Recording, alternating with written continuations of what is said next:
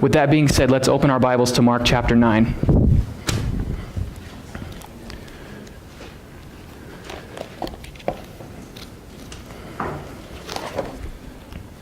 Actually, for the sake of context, let's begin reading in Mark chapter 8, verse 31. Mark 8:31 says that Jesus began to teach them that the Son of Man must suffer many things and be rejected by the elders and the chief priests and the scribes and be killed, and after 3 days rise again. And he said this plainly. Peter took him aside and began to rebuke him. But turning and seeing his disciples, he rebuked Peter and said, "Get behind me, Satan, for you are not setting your mind on the things of God, but on the things of men." Calling the crowd to him with his disciples, he said to them, "If anyone would come after me, let him deny himself and take up his cross and follow me. For whoever would save his life will lose it, but whoever loses his life for my sake and for the gospel's will save it. For what does it profit a man to gain the whole world and forfeit his soul? For what can a man give in return for his soul? For whoever is ashamed of me and of my words in this adulterous and sinful generation, of him will the Son of Man also be ashamed when he comes in the glory of the Father with the holy angels." Chapter 9. He said to them, "Truly I say to you, there are some standing here who will not taste death until they see the kingdom of God after it has come with power." And after 6 days, Jesus took with him Peter and James and John and led them up a high mountain by themselves, and he was transfigured before them. And his clothes became radiant, intensely white, as no one on earth could bleach them. And there appeared to them Elijah with Moses, and they were talking with Jesus. Peter said to Jesus, "Rabbi, it is good that we are here. Let us make 3 tents, one for you, and one for Moses, and one for Elijah." For he did not know what to say, for they were terrified. And a cloud overshadowed them, and a voice came out of the cloud, "This is my beloved Son, listen to him." And suddenly, looking around, they no longer saw anyone with them but Jesus only. Verse 9. And as they were coming down the mountain, he charged them to tell no one what they had seen until the Son of Man had risen from the dead. So they kept the matter to themselves, questioning what this rising from the dead might mean. They asked him, "Why do the scribes say that first Elijah must come?" And he said to them, "Elijah does come first to restore all things.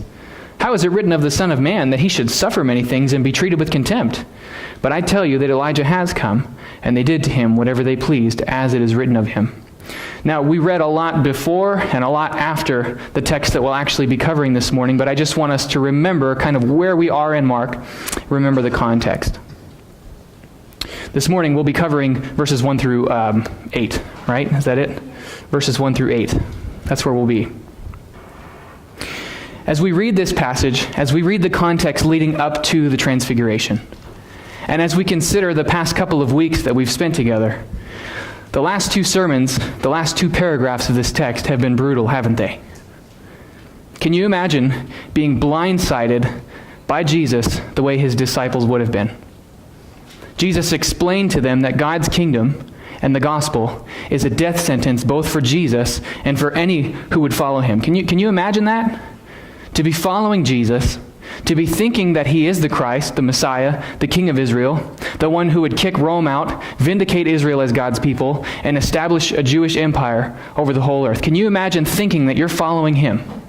Thinking and seeing him calm storms, cast out demons, refute his enemies, and really he can't be touched, can he? And you're thinking, this is him. And then Jesus acknowledges, yeah, it is me, and guess what? I'm going to be killed. And don't get in my way either. If you do, I will call you Satan. And I will tell you that if you want to follow me, you don't get in my way, you follow me. You're not in front of me, you're behind me. And just so you know, the fine print says that you're going to your death. You need to take up your cross daily, you need to deny yourself daily, because Christianity, God's kingdom, the gospel, is a death sentence for me, and it's a death sentence for you. That's brutal, isn't it? That's hard to hear. And the same thing last week as we developed what it looks like to deny ourselves and to take up our cross. The life of discipleship can be drudgery, can't it? It can be like lifting weights or digging a trench or just a burden sometimes.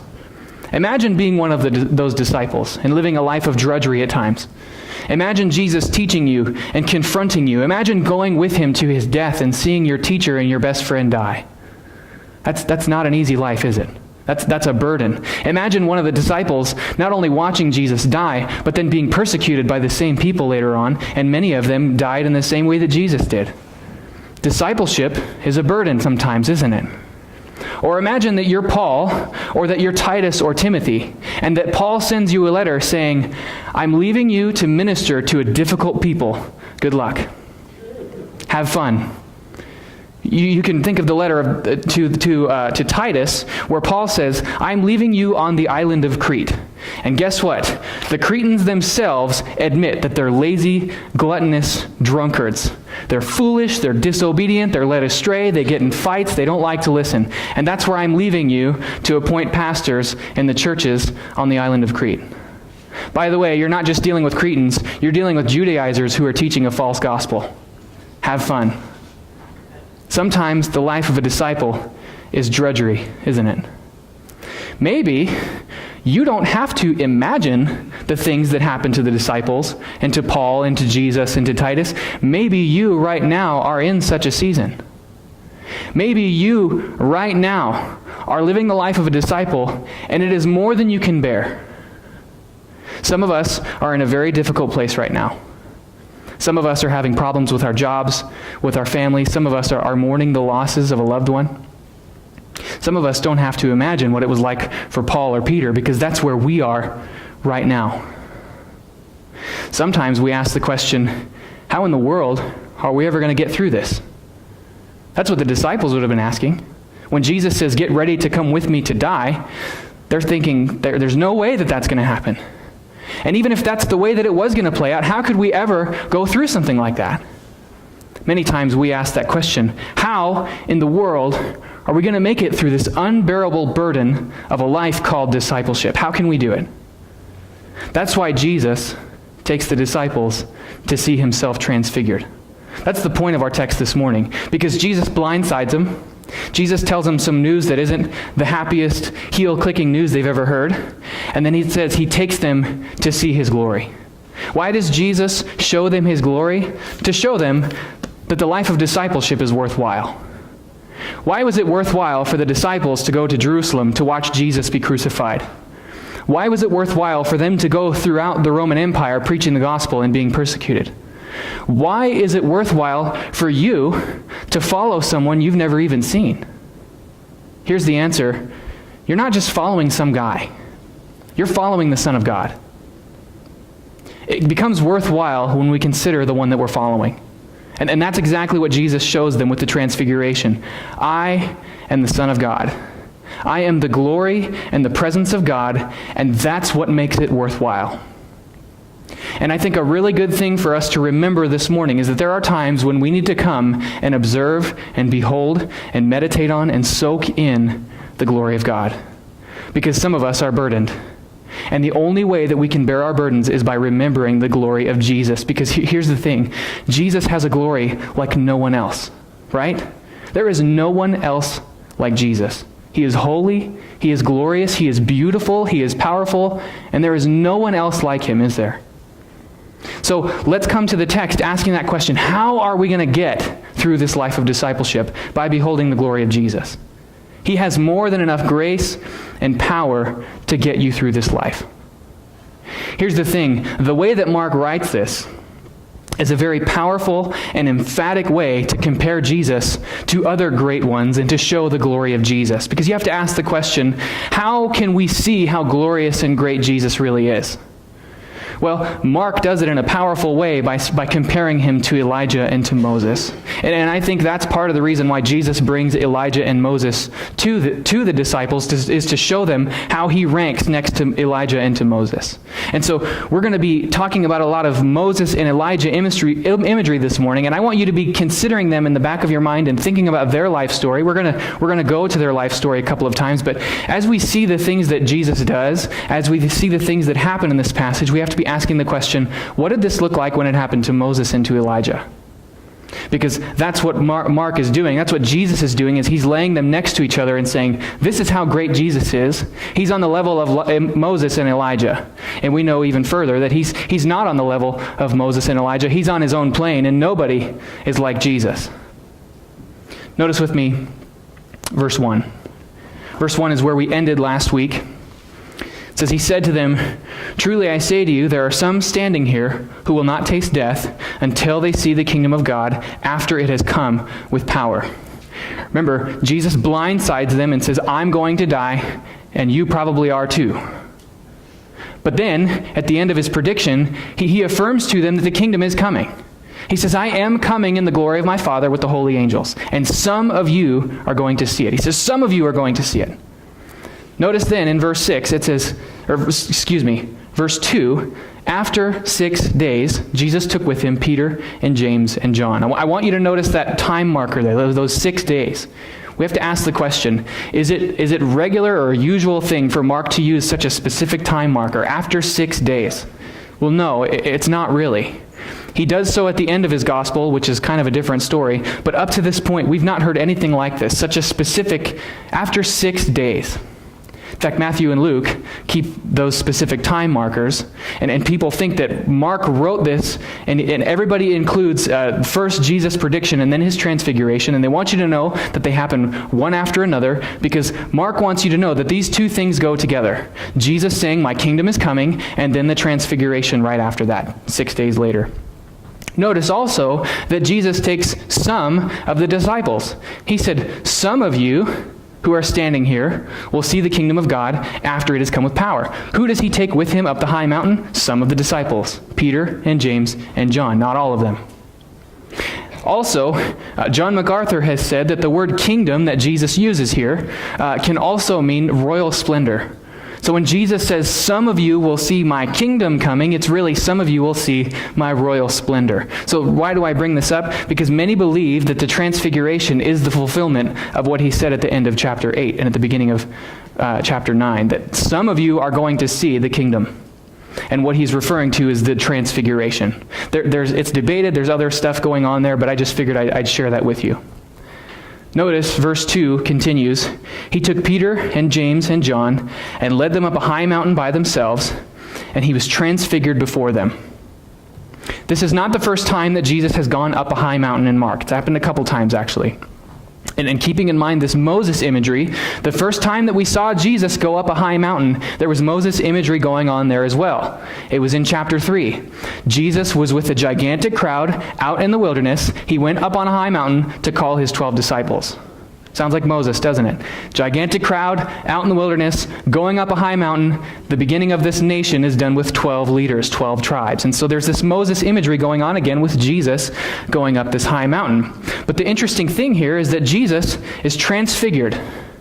Jesus is transfigured. Now, we hear that word, and as Christians, we kind of know that it means something, but I would be willing to bet money that none of you have ever used the word transfigured in a common conversation. It's just not a common word, is it? So we have to ask the question, what does transfigured even mean? What in the world does that mean? It's not a word that we use very often, and the word in Greek is actually metamorphao. It's related to the word metamorphosis. What does the word metamorphosis mean? It means a complete change. Do we see metamorphosis at all today? Well, yes, we do. If you remember back to your elementary biology classes, metamorphosis is the process of a caterpillar becoming a butterfly. See that? It is a complete change. The caterpillar becomes something that it just was not before, completely different looking. And so at least temporarily, Jesus becomes something that looks completely different from what he looked before. You might ask the question, well, what did that look like? Verse 3 continues, "His clothes became radiant, intensely white, as no one on earth could bleach them." Actually, the Greek says no tailor, no fuller, no clothes refiner, maybe some of your translations say that, could bleach them. Kind of an awkward thing to say, isn't it? Clothes refiner could bleach them. Whiter than anybody could bleach them. Mark, why would you say that? Kind of an awkward thing to say, but really it's Mark just saying this is not a natural white. This is not something that could have been attained by Jesus having a really good dry cleaner. This is something that was accomplished supernaturally. This is a supernatural white, radiant glory. Okay, so kind of awkward, but that's really what it means. Matthew adds another detail. Matthew adds that Jesus' face shone like the sun. Jesus' face shone like the sun. So we think back to Moses imagery, and we go, did Moses' face show like the sun? No, it didn't. Jesus really isn't being compared to Moses here. He's kind of being compared to both God and Moses. He had his foot in both worlds, as it were, because he's both God and man. In a sense, the disciples are the ones that are like Moses because they're the ones beholding the glory of God. Remember, Moses reflected the glory of God, and he had to wear a veil, but Jesus isn't reflecting anything. It's who he is. He's glorious. His face shows like the sun, and his clothes are radiant. So how does Jesus stack up to Moses? Well, he surpasses him. He's not really being compared to Moses. Speaking of Moses, as verse 4 continues, it says, there appeared to them Elijah with Moses, and they were talking with Jesus. I want you to notice a really minor detail here. It says that they were talking with Jesus, as opposed to what? They weren't talking to Jesus. There's a difference there. There's a difference in Greek and in English there. Are you talking to me or are you talking with me? And you might ask, well, what's the difference there? But I want you to think about this. They're not showing up to give him a divine directive. They're not showing up to stand in authority over Jesus and say, okay, now go here and go to Jerusalem. They're not telling Jesus what to do. They're having a conversation with him as equals. You think about the divine apparitions that have happened throughout the Bible and the divine apparitions that have allegedly happened throughout history. What does God or an angel or a prophet always show up to do? To tell us what to do. God showed up to tell Moses, go to Pharaoh and do this. God showed up to Joshua, go into the promised land. Angels show up and say, name your kid this. Jesus comes to John and says, write this down. Even the accounts that we wouldn't consider to be accurate. Muhammad says that the angel Gabriel appeared to him and says, write this stuff down. Joseph Smith says that the Father and the Son and Peter, James, and John the Baptist and who knows who else appeared to Joseph Smith, but they said, restore the gospel and restore the church. So when there's a divine apparition, there's usually some kind of a command that comes with it. That's not the case with Jesus. There's this apparition of these prophets, and they're not telling Jesus what to do. They're simply having a conversation with him. Mark wants you to know Jesus is not in subjection to these guys. At least for this text's sake, they're on equal ground. We know that Jesus is not on equal ground with Moses and Elijah, but for this text, we'll leave it at that. Why Moses and Elijah? Probably a few different reasons. First of all, this is like the ultimate attestation. This is the ultimate vindication of Jesus' ministry. The only way that this could be, that anybody could ever have more credibility in their ministry is if God himself were to show up and approve of their ministry, which is about to happen and has happened in the past. But Moses and Elijah are like these Old Testament heroes. The funny thing is, this is kind of what we do with history and with sports. In order to measure somebody's greatness, somebody comes along and does something amazing, and they're kind of the gold standard. And then somebody else comes along, and we say, well, how do they stack up to the gold standard? For example, Alexander the Great. Alexander the Great conquered like nobody else ever did. And then future conquerors for centuries afterwards measured themselves against Alexander the Great. Julius Caesar, Augustus, Hannibal.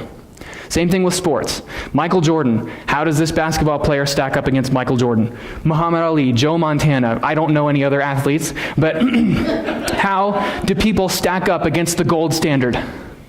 So how is Mark showing the gold standard here? He's showing Moses and Elijah, the two greatest Old Testament heroes, and here they are attesting to, vindicating, validating Jesus' ministry. The funny thing about that is that Moses and Elijah both had this divine mountaintop experience in their ministry, didn't they?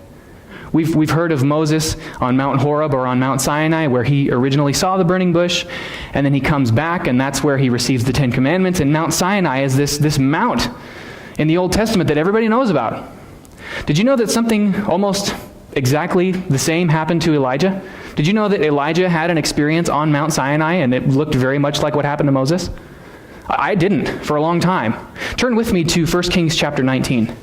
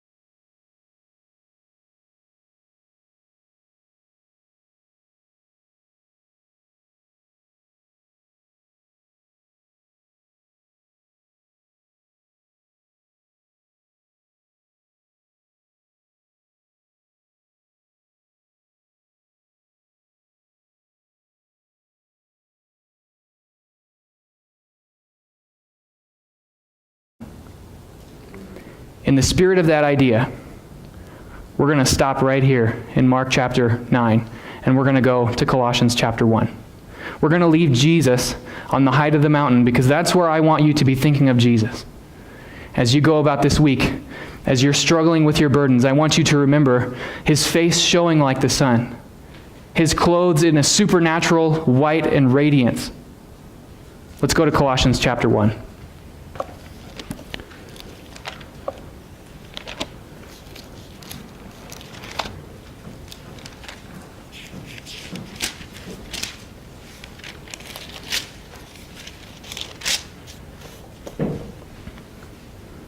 This is another passage that attests of the glory of Jesus. And so for those of you who are burdened, for those of you who are struggling, I ask you just for the next few minutes to take your burdens and just set them down for a second. They'll be waiting for you when you come back. They're not going anywhere. Take a second to not think about your problems. Take a second to think about Jesus, okay? Think about this afterwards and see if God didn't change your heart and if God didn't reprioritize your anxieties. Read with me starting in verse 15. Colossians 1:15. He, Jesus, is the image of the invisible God, the firstborn of all creation. For by him all things were created in heaven and on earth, visible and invisible, whether thrones or dominions or rulers or authorities. All things were created through him and for him. He is before all things, and in him all things hold together. He is the head of the body, the church. He is the beginning, the firstborn from the dead, that in everything he might be preeminent. For in him all the fullness of God was pleased to dwell, and through him to reconcile to himself all things, whether on earth or in heaven, making peace by the blood of his cross. Verse 21. And you, who were once alienated and hostile in mind, doing evil deeds, he has now reconciled in his body of flesh by his death, in order to present you holy and blameless and above reproach before him, for God the Father.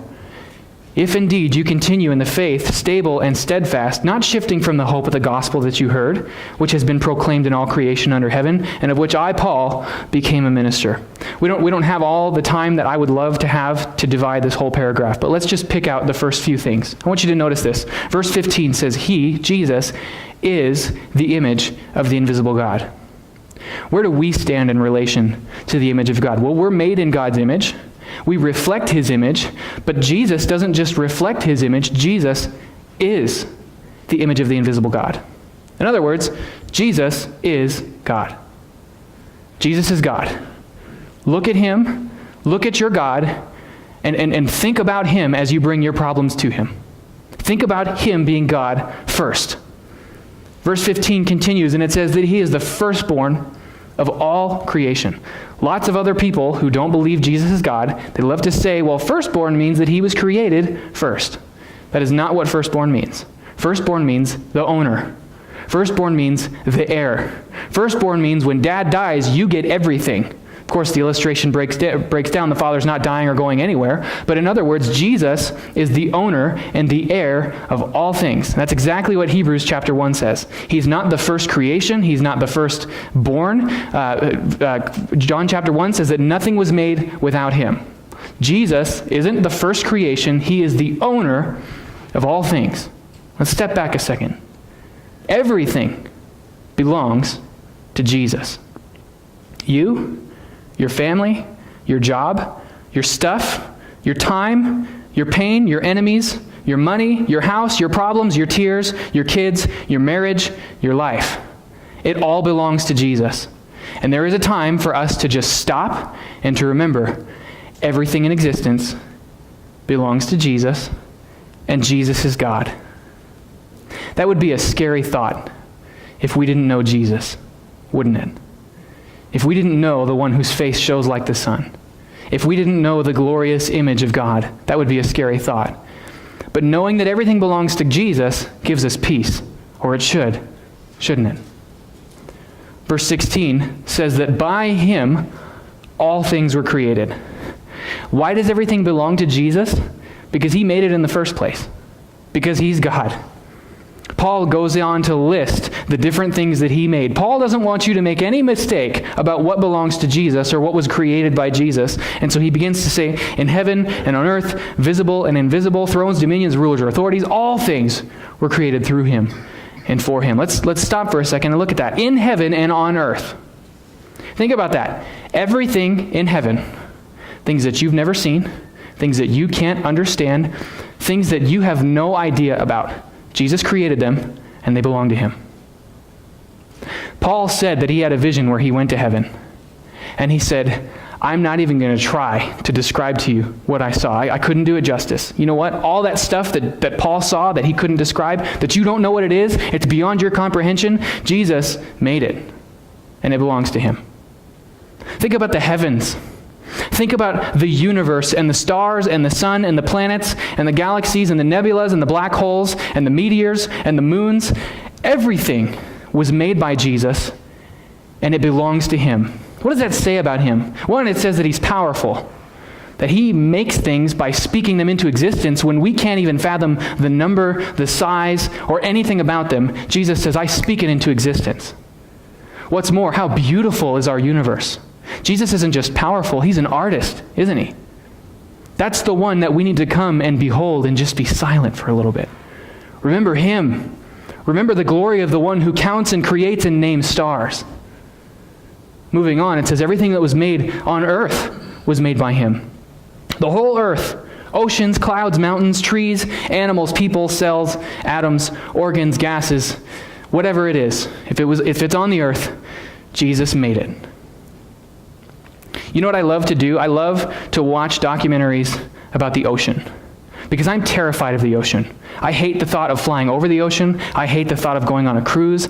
I hate how much water is in there and how dark it is and how there are probably creatures in that we have no idea about.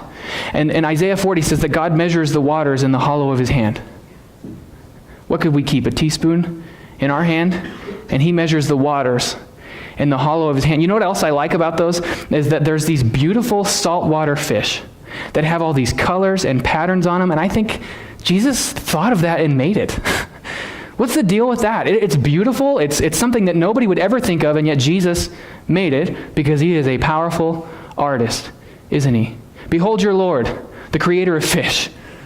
Behold your Lord, the creator of stars and of the universe. Behold your Lord, the powerful artist that nobody can come close to matching. He has an incomparable and unsurpassing, and a surpassing glory, doesn't he? As we move on, Paul says that he created things that were visible and invisible, and he says that thrones, dominions, rulers, and authorities. Thrones, dominions, rulers, and authorities. What's Paul talking about there? Most people think that Paul is talking about the angelic ranks. There are these ranks of different kinds of angelic beings. And again, we can't fathom them, can we? We don't know what they are. They're more powerful than we understand. We don't know a thing about them. And Jesus created them, and he owns them. Jesus owns power that we can't fathom. Notice as we continue, it says that all things were created, in verse 16, all things were created through him. And mark this, all things were created for him. It's not that he just made them for some random reason. He made them for himself. You and everything that you've ever known and haven't known is made for Jesus. It was designed for the purpose of glorifying him. You know why we need to remember that? Because sometimes we bring all of our problems and throw them on Jesus, and we're thinking about us. We're thinking about how our pain is about us. We're thinking about how life is about us, and we're selfish, and everything gravitates around us, and we need to come to Jesus and remember that things don't gravitate around us. He's the center of the universe. Things gravitate around him, and they were made for him. It's not about you. It's not about me. We need to come to him and remember that things are for him and about him. We don't have time to cover all of this, so let me just pick out a few details. Notice verse 17. It says, he is before all things, and in him all things hold together. Did you catch that? In Jesus, all things hold together. In other words, Jesus always upholds everything. You and me right now are being upheld by Jesus. The universe is upheld by the word of his power, Hebrews 1 says. The laws of nature are upheld by Jesus. Your house, our church, your pew, our planet, it's all held together by Jesus all the time. He sustains all things. Consider this. When you and I sin, he's holding us together because he's gracious and patient with us. The first time we sinned, he could have just let us go. And yet every time you and I sin, which we can't count or even know, Jesus holds us together. Consider those who crucified him, those who spit on him and tortured him and couldn't find a charge against him and yet sent him to his death anyway. He was upholding them while they were doing it. How amazing is Jesus that he upholds them and us when we sin. Consider this. Jesus was in the grave for 3 days, upholding everything from the grave. How amazing is that? That is the Lord that we need to come and behold before we throw our problems on him. Before we bring our prayers to him, we just need to come to him and say, I need to remember who you are.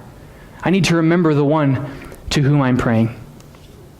Notice verse 18 says, he's the head of the body, the church. He's the beginning, the firstborn from the dead. Mark this, that in everything he might be preeminent. That's very similar to what we just said, that everything is for him, but it says he designed everything. His headship over the church, his resurrection, it was all so that in everything he might be preeminent. Let me ask you, is Jesus preeminent in your life? Is Jesus preeminent in your suffering? Because that's how he designed it. Jesus designed your life and even your suffering so that he might be preeminent in it. If Jesus is not preeminent in your plans and in your life and even in your suffering, you are not living up to the design that he's made for you and for himself. Paul Tripp said that in a book called Instruments in the Redeemer's Hands. He says it's his suffering. It's not just our suffering, it's Jesus' suffering when we suffer, and it was made to glorify him. Notice this, 19 and 20. In him the fullness of God was pleased to dwell, and through him to reconcile to himself all things, whether on earth or in heaven, making peace by the blood of his cross. It says that God was in Jesus reconciling to him all things. Notice all things belong to him, and yet he's reconciling all things to himself. Why is that? Because when we sinned, we cursed all of creation, and even though it still belongs to him, and even though he's still sovereign, there's a way in which all of creation fell away from him. Not out of his power or out of his management, but Jesus came to reconcile all things to himself. Verses 21 and 22 specify even further what he reconciled to himself.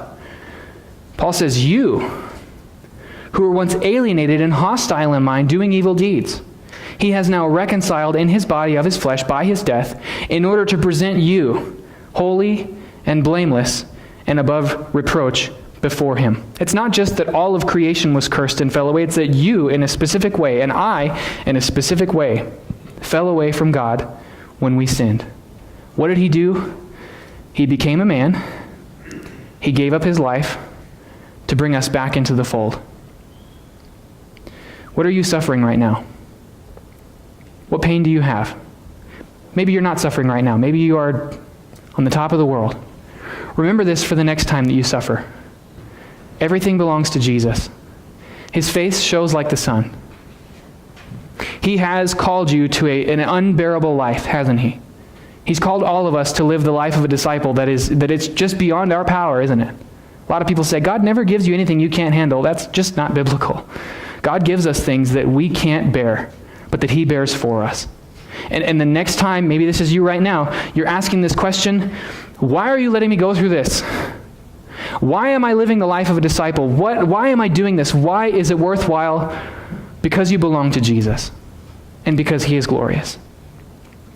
If you're suffering right now, remember that. If you're swimming in the deep end, you need to come up for air before you drown. And here's the reality. This isn't just something that we do when we suffer. This is something that we should do regularly. This is something that when we come to Jesus in prayer, we need to just remember him for a while. We need to just listen to him for a while. We need to meditate and to soak in his glory because his glory is surpassing. And there's no one like him. Let me give you another homework assignment if you're suffering right now. Last time I gave you a homework assignment, I was super encouraged because a bunch of you did it. If you need this, if you need to come up for air again, and examine yourself, ask yourself, maybe you're not suffering right now, but maybe you need to just come to him and behold and listen. Do the same thing that we just did in Colossians 2, verses 6 through 15. Colossians 2, verses 6 through 15 is another Jesus' glorious passage. It's another gospel passage where it tells us about how he triumphed. Those rulers and those authorities, those angelic ranks, he triumphed over them by his death. There was this legal debt that stood against us at the cross, and it says that he took it and he nailed it to the cross. Do you need air? Do this. Behold your glorious Lord. Then cast your prayers on him. He cares about your concerns. He cares about your problems. But there is a time when we come to him with all of our concerns, and God says, listen. Stop and listen. That's my encouragement to all of us, is sometimes just stop and listen. Let's pray.